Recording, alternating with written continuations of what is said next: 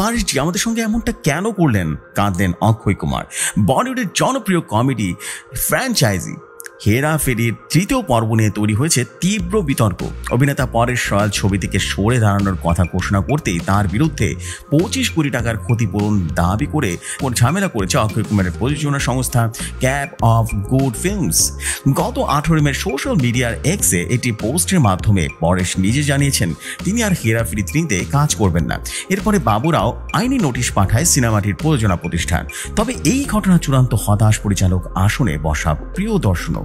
তার কথায় সবে তো আমরা সবাই মিলে সিদ্ধান্ত নিয়েছিলাম হেরাফেরি 3 করব, আর অক্ষয় তো এতটাই আশাবাদী ছিল যে ফ্র্যাঞ্চাইজির সত্ত্ব কিনে নিয়েছে। কয়েকদিন আগে IPL এর টিজার এবং একটা দৃশ্য আমরা 3 জন একসঙ্গে শুট করলাম, অথচ হঠাৎ কেন এমন সিদ্ধান্ত?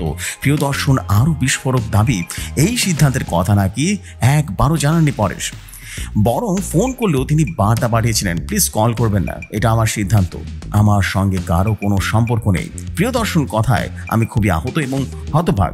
আমরা তো একসঙ্গে ভূত বাংলা ছবির শুটিংও করলাম সম্প্রতি, কিন্তু এই সিদ্ধান্তের কথা তিনি আগে বলতেন আমি অন্তত প্রস্তুত থাকতাম। আমরা অক্ষয়ের প্রতিক্রিয়া জানিয়ে প্রিয় দর্শন বলেন, পরেশের এই সিদ্ধান্তে অক্ষয়ের চোখে জল চলে এসেছিল।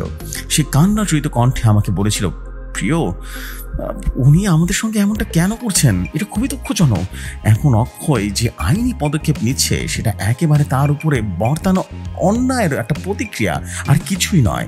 পরেশ যদিও এক সাক্ষাৎকারে তিনি বলেছেন তিনি প্রথম পরিচালক এবং অন্য কলাকুশলীদের নিজের সিদ্ধান্ত জানিয়েছিলেন, তবে সেই দাবি নস্যাৎ করে দিয়েছেন প্রিয় দর্শন। তার স্পষ্ট বার্তা, পরেশ কখনোই জানাননি যে ছবিটি তিনি ছেড়ে দিচ্ছেন।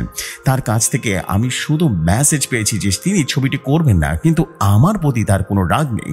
উল্লেখ্য 2000 সালে মুক্তি পেয়েছিল হেরাফেরি, যার দ্বিতীয় পার্ট এবার 2006 সালে হয়েছিল।